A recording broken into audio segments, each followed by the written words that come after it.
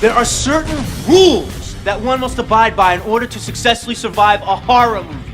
Hey everybody, welcome to a new segment called Rules to Survive, an anthology in which we binge a franchise and break down the evidence to decide what would be the best course of action if you were caught in that situation. If you like this anthology and would like to see more, be sure to give the video a like and a share to let us know. And without any further ado, let's break it down. Rules to Survive The Conjuring. Living in a haunted house is something that nobody plans for. Chances are that you got this place on the cheap and know nothing about the previous tenants. However, if you do find yourself being haunted by a demonic presence, fear not. These are the 6 rules for surviving the Conjuring movies. Number 1. No more doors. You ever notice that whenever a demon is out to get you or someone you care about, it slams the door right in your face? Or maybe it's closed and you can't seem to get it open, resulting in you having to hack it open with a hatchet. Well, for this rule, we're saying lose all the doors and get rid of them. Take them off the hinge and keep the house wide open. Sure, it might make using the bathroom a little difficult, but then again, ghosts have been known to attack there as well. Number 2. Check the basement. Whenever Ed and Lorraine go to check out a new house, they seem to neglect the basement, which is pretty odd, quite frankly. However, in all 3 films, the basement seems to be where the evil is lurking. You will no doubt find an evil artifact with a twisted past that is more than likely placing a curse on you and your house. If you don't feel safe checking out the basement yourself, then have someone like Ed and Lorraine do it for you. They'll more than likely have to be the ones that take said artifact away if they do in fact find something. Number 3. Forget the church.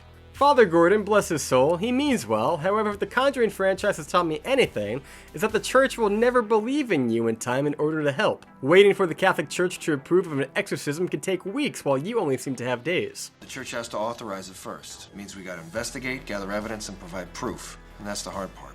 Now don't get me wrong, collecting evidence is still a solid idea, especially if you want to convince Ed and Lorraine. However, at the end of the day, there will never, and I repeat never, be enough time to get to your local church, and Ed and Lorraine will have to perform the exorcism right here and now. We gotta get Father Gordon out here. He's too far away, she won't make it. Number 4. Ed is good, Lorraine is better. Ed and Lorraine are a pair, and you clearly can't split them up. They are what you would call the best in the business. Ed being a guy who clearly knows his Bible verses, and Lorraine, who is what you would call a clairvoyant, a person who can sense and communicate with the past and the dead. Which, yes, makes her the real MVP of this team at the end of the day.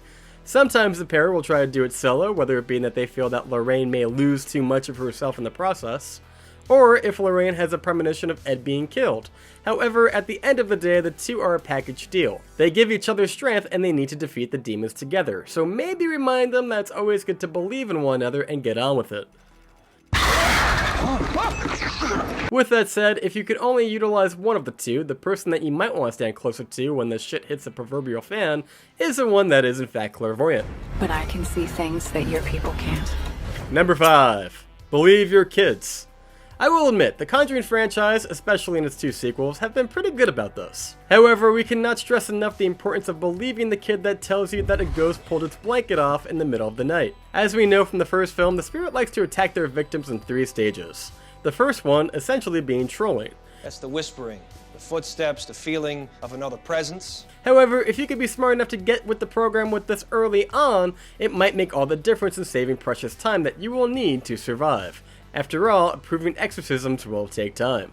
And number 6, kill them with a smile. Yes, we know this one is kind of silly, but think about it. You ever notice how the spirits like to attack the families that are down on their luck?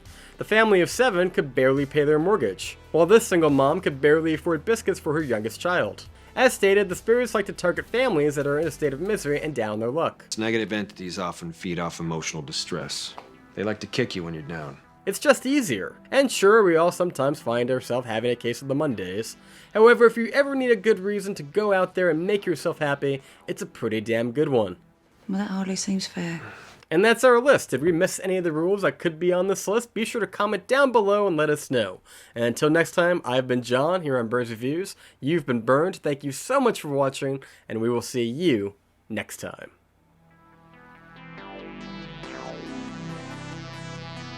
Thank you.